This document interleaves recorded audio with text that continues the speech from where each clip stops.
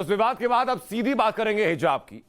हिजाब विवाद पर कर्नाटक हाईकोर्ट के फैसले के बाद एक अल्प विराम लग गया, और अल्प विराम इसीलिए क्योंकि अब हिजाब मुद्दे को सुप्रीम कोर्ट ले जाने की तैयारी चल रही है। कर्नाटक हाईकोर्ट ने आज कहा कि हिजाब धार्मिक अनिवार्यता नहीं है।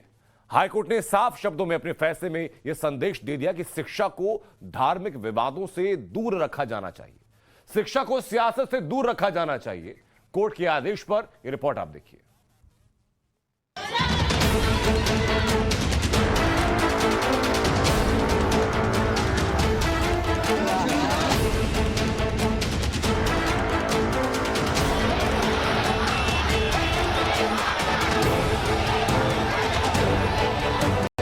आप इस तरह हिजाब पहनकर स्कूल नहीं जा सकती। कर्नाटक हाईकोर्ट ने साफ शब्दों में फैसला सुना दिया, स्कूल का यूनिफॉर्म ही चलेगा। कर्नाटक हाईकोर्ट ने अपने फैसले में कहा, हिजाब इस्लाम का अनिवार्य हिस्सा नहीं है। हिजाब पहनने को लेकर कुरान में कोई निर्देश नहीं। सुप्रीम कोर्ट ने आवश्यक धार्मिक प्रथा तय की है। हिजाब पहनना सांस्कृतिक प्रथा हो सकती है। संस्कृति और धर्म एक दूसरे से अलग हैं। Wearing of hijab forms part of Islamic faith, that is, whether it was an essential religious practice. Court has held, accepting the contention of the state, that it is not part of ERP. Secondly, it has held that whether insisting on institutional discipline, that is asking them to wear the uniform, amounts to violating the right guaranteed under Article 19, which is freedom of speech and expression. That also has been negative, holding institutional discipline prevails over individual choice. हिजाब पर रोक लगाने वाले Karnataka high court के आदेश का एक विशेष मतलब, एक विशेष संदेश है। पहले आपको कोर्ट के आदेश का मतलब यानी संदेश समझाते हैं। किसी भी प्रथा से ज्यादा जरूरी नियम कानून है। स्कूल में हिजाब से ज्यादा जरूरी किताब है। भारतीय संविधान के मुताबिक ही सबको चलना होगा, क्योंकि हिजाब एक सांस्कृतिक प्रथा है, धर्म की अनिवार्यता नहीं है। कोर्ट ने स्कूल में हिजाब पहनने को गैर जरूरी करार दिया। कोर्ट के फैसले पर किसी ने पक्ष में तो किसी ने विरोध में अपनी प्रतिक्रिया जाहिर की। अरे एक अपनॉक्सियस सिचुएशन बीजेपी ने क्रिएट कर दिया कि शिक्षा हासिल करो, हिजाब पहनो। पूरा सरकार के आंकड़े बताते हैं कि कर्नाटका और तेलंगाना में मुस्लिम लड़कियां हिंदू लड़कियों के बराबर स्कूल्स में शिक्षा हासिल कर रही हैं। आप उनको रोक रहे हैं। और आरएसएस बीजेपी सिर्फ एक ही कल्चर का डोमिनेशन चाहती है भारत में, वो प्लुरलिज्म और डाइवर्सिटी को बर्दाश्त नहीं करती। ये भी एक पॉइंट। कर्नाटका हाईकोर्ट ने कहा है कि फ्रीडम ऑफ एक्सप्रेशन आर्टिकल 19 के अंतर्गत आता है, और उसी संविधान के आर्टिकल 19 में 19(2) भी है, जिसमें लिखा हुआ है कि रीजनेबल रिस्ट्रिक्शन इंपोज हम कर सकते हैं। और अगर स्कूल का कोई ड्रेस कोड होता है तो आपके फ्रीडम पर वो एक रीजनेबल रिस्ट्रिक्शन है, जो भी संविधान के मौलिक अधिकार का ही अंग भी है। यूं तो हाईकोर्ट ने फैसला दे दिया है, लेकिन विरोध के स्वर अब भी बुलंद हो रहे हैं, यानी हिजाब की लड़ाई अभी खत्म नहीं हुई। हिजाब को लेकर जो हारा हंगामा था वो शुद्ध रूप से साजिशों और षड्यंत्रों से भरा हुआ था। हिजाब को लेकर के जो हॉरर हंगामा था वो किस तरह से मुस्लिम लड़कियों को फॉर्मल एजुकेशन से बाहर किया जाए और उनको तालिबानी सोच के साथ उस जगह झोंक दिया जाए जहां पर कि फॉर्मल एजुकेशन ना मिल पाए। आप कहीं भी पहन सकते हो, आप शॉपिंग गए, आपके घर में हैं, आप कहीं भी पहन सकते हो। लेकिन जब आप स्कूल में जाओ तो एंटर करो क्लासरूम को, तो सब यूनिफॉर्मिटी होना चाहिए, नो डिस्क्रिमिनेशन होना चाहिए, रिलीजन न्यूट्रल होना चाहिए। आई थिंक वो बात से मैं सहमत हूँ कि स्कूल का डिसिप्लिन जो है, जो भी स्कूल में आप जाओ और वहाँ का जो डिसिप्लिन है वो आप फॉलो करो। हिजाब पहनने को लेकर विवाद की चिंगारी इसी साल जनवरी में भड़की, जब उडुपी के एक सरकारी कॉलेज में लड़कियों ने हिजाब पहनकर आना शुरू किया। कॉलेज प्रशासन ने छात्राओं को हिजाब पहनने के लिए मना किया, लेकिन वो नहीं मानी और फिर वो हिजाब पहनकर आई। कॉलेज प्रशासन के मना करने पर विवाद कर्नाटक से लेकर पूरे देश में बढ़ गया। कहीं समर्थन तो कहीं विरोध में आवाज बुलंद होने लगी। सड़क से उठा हिजाब का मामला सुप्रीम कोर्ट तक जा पहुंचा। लेकिन इस पूरे हिजाब विवाद के किरदार कितने हैं, कौन कौन से संगठन इसमें शामिल थे, कौन कौन से लोग, कौन कौन से चेहरे इसमें शामिल थे, करके दिखाते हैं आपको। ब्रेन वॉश करने वाले संगठन पीएफआई था, popular front of India, CFI था, और एसडीपीआई था। इन तीनों संगठनों की पूरी कारगुजारी आप वक्त वक्त पर देख चुके हैं। इसमें नेशनल विमेंस फ्रंट था और जमाते इस्लामी था। ये वो लोग हैं जो कि हिजाब विवाद पर ब्रेन वॉश करने की कोशिश कर रहे थे तमाम लोगों के। अब भड़काने वाले किरदार कौन कौन से देखिए। पहले किरदार थे राहुल गांधी, जिन्होंने कि हिजाब के समर्थन में बात कही थी। असदुद्दीन ओवैसी पार्लियामेंटेरियन है और हिजाब के समर्थन में बात बढ़ाते आए हैं। डीके शिव कुमार, आपको याद होगा डीके शिव कुमार का बयान भी हिजाब पूरे विवाद को लेकर के। इसके अलावा मुनव्वर फारूकी कॉमेडियन है, जेल का रास्ता नाप चुके हैं, कई बार आपत्तिजनक बातों का इस्तेमाल किया है।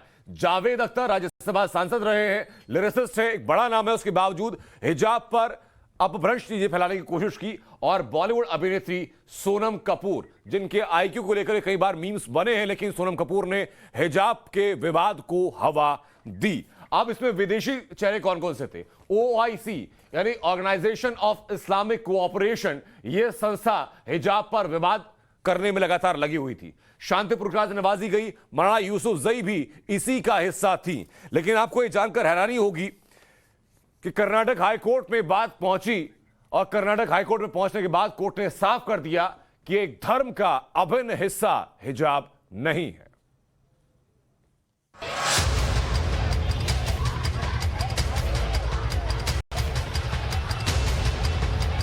जनवरी और फरवरी में देश भर में हिजाब को लेकर कहीं विरोध तो कहीं समर्थन में प्रदर्शन किए गए। कर्नाटक हाईकोर्ट के आज के फैसले ने कट्टरपंथ पर अपना हथौड़ा चला दिया। कोर्ट ने कह दिया कि शिक्षा के मंदिर में कट्टरपंथ की कोई जगह नहीं है, सियासत का कोई स्थान नहीं है। कोर्ट ने साफ शब्दों में कहा है कि हिजाब पहनने को लेकर कुरान में कोई निर्देश नहीं है। इसके बावजूद फैसले के विरोध में बयानबाजी का दौर चला। मगर हिजाब हमारे यहाँ धर्म का हिस्सा है और हमारे यहाँ इस्लाम मज़हब में हिजाब है, पर्दा है। और इस्लाम मज़हब में हमारे लिए आइडियल रसूलुल्लाह की इकलौती बेटी जनाब फ़ातिमा ज़हरा सलामुल्लाह अलैहा हैं और उन्हीं ने हमें बताया है हिजाब, उनकी ज़िंदगी और उनकी सीरत हमारे लिए हुज्जत है। लिहाजा मज़हब ने, धर्म ने, हमारे मज़हब इस्लाम ने हिजाब को हमारे कंपलसरी बताया है। हिजाब विवाद पर अपने फैसले में कर्नाटक हाईकोर्ट की बड़ी टिप्पणी की है। कोर्ट ने कहा है कि PFI यानी पॉपुलर फ्रंट ऑफ इंडिया और CFI यानी PFI का स्टूडेंट विंग और जमात इस्लामी जैसे कट्टरपंथी संगठनों ने छात्रों को भड़काने का काम किया, छात्र छात्राओं का ब्रेन वॉश किया। नहीं, उस फैसले से हम इत्तेफाक नहीं रखते हैं। हम समझते हैं कि कोर्ट से चूक हुई है। इसमें सबसे बड़ी बात यह है कि असल में इस मामले के अंदर जो धार्मिक जो विद्वान होते हैं, असल में उनकी राय ली जानी चाहिए थी, जो इसके अंदर नहीं ली गई है। तो अब हम जो है वैसे इस फैसले को चैलेंज करेंगे, सुप्रीम कोर्ट में जाएंगे।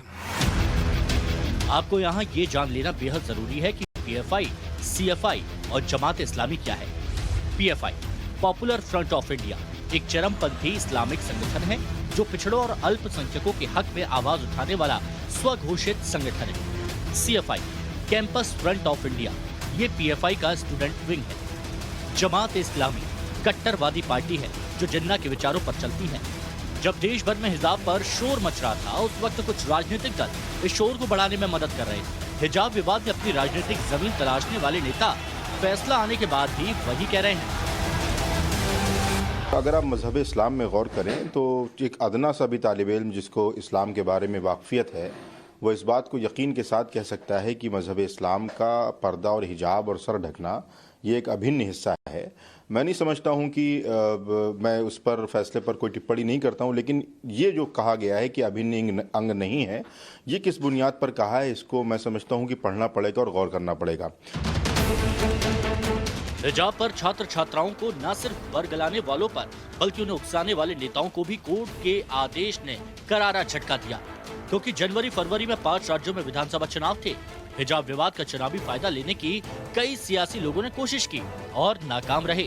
कोर्ट के आदेश का भी सबसे बड़ा संदेश यही है कि शिक्षा के मंदिरों को सियासत से दूर रखा जाना चाहिए। कोर्ट के मामले में टिप्पणी नहीं करना चाहता, लेकिन इतना जरूर कहूँगा कि हिजाब, बुर्खा, ये हमारा धर्म का मामला है। भगवा कलर पहनते हैं आज हिंदू समाज, टिक्की लगाते हैं, ये उनका धर्म है। हम लोग टोपी लगाते हैं, ये मेरा धर्म है। तो कोर्ट बीच में कहां से आ गई?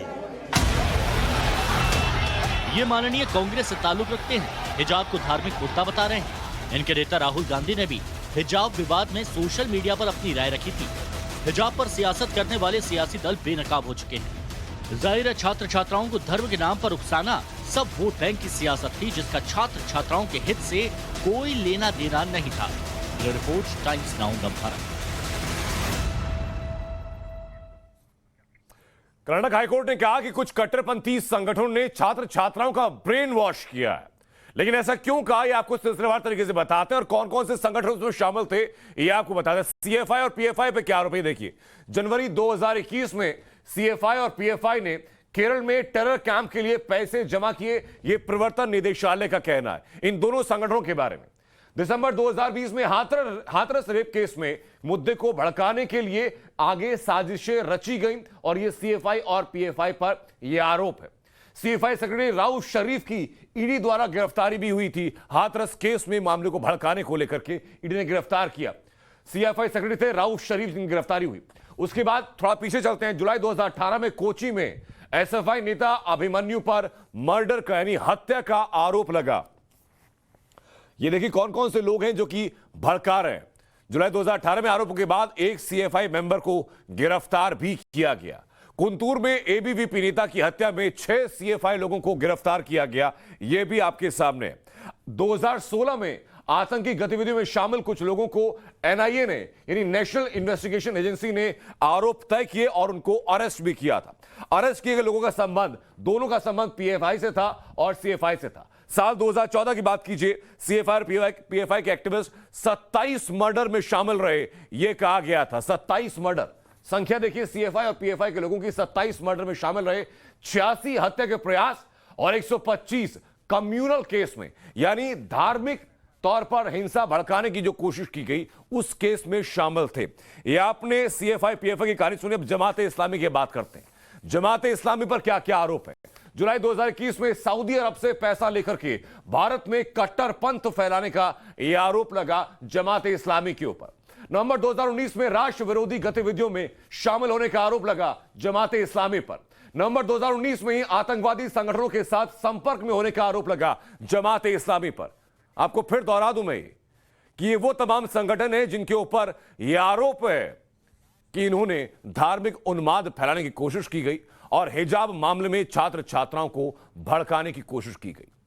कट्टरपंथ के पक्षधर भले ही कर्नाटक हाईकोर्ट के फैसले को ना माने, लेकिन एक बड़ा तबका आज भी ऐसा है जो मानकर चल रहा है कि पहले हिजाब नहीं, पहले किताब होनी चाहिए। सभी पढ़ा लिखा वर्ग है जो इसके साथ चल रहा है, जिसको हम कहते हैं स्टूडेंट, कॉलेज, ज्ञान का मंदिर, जहां से हमें ज्ञान मिलता है।